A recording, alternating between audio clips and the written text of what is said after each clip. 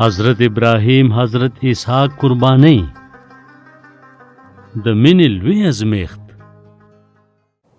یو ورځ خدای پاک حضرت ابراهیم ته یو ځل بیا وویل مه یریږه ابراهیمه، زه به تا د خپلو ټولو دشمنانو نه بچ کم او تا ته به د خپل خدمت لوی اجر درکم.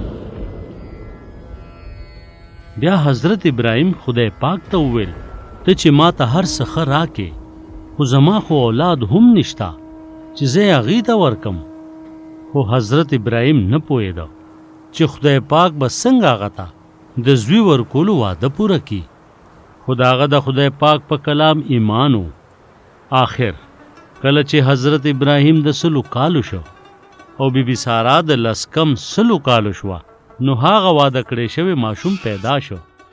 هغوی د هغه نوم حضرت اسحاق کېښوده، څنګه چې هغې ته خدای پاک فرمایلی و. حضرت ابراهیم او بیبي سارا د دې ورکوټي ماشوم په پیدا کېدو ډېر خوشحاله و.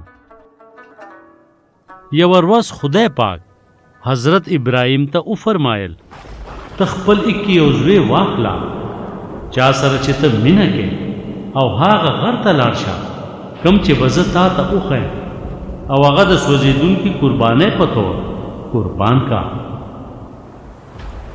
د خدای پاک په دې حکم د حضرت ابراهیم زړه خفه شو، خو بیا هم هغه د خدای پاک تابعداري کول شروع کړل.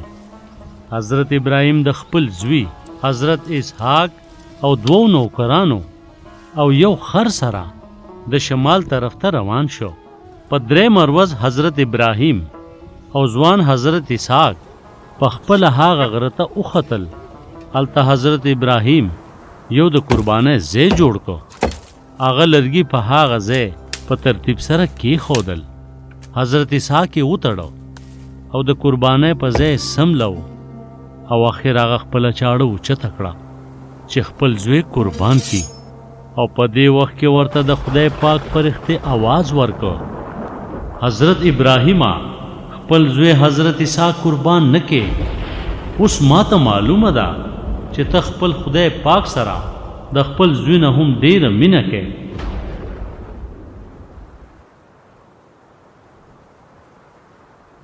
حضرت ابراهیم دپاره دا څومره د خوشحالۍ خبره وه. بیا حضرت ابراهیم وکتل چې د یو ګډوري ښکرونه په څانګو کې انښتي دي. حضرت ابراهیم څومره خوشحاله و چې هغه ګډوری یې د خپل زوی په ځای قرباني کړ.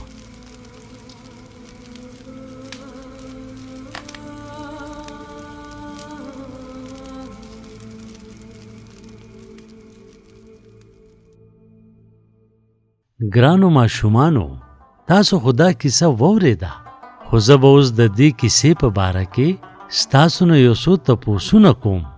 څنګه م خوښه ده او تاسو به د هغې صحیح جوابونه راکوئ.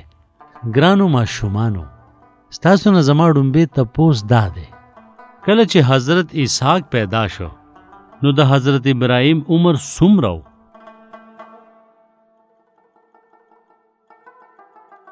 ستاسو نه زما دویم تپوس دا دی، حضرت ابراهیم چا سره زیاته مینه کوله؟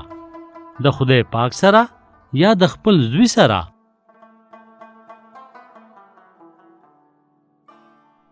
او اوس زه ستاسو نه اخري تپوس کوم، د حضرت اسحاق په ځای کوم ځناور قرباني کړی شو؟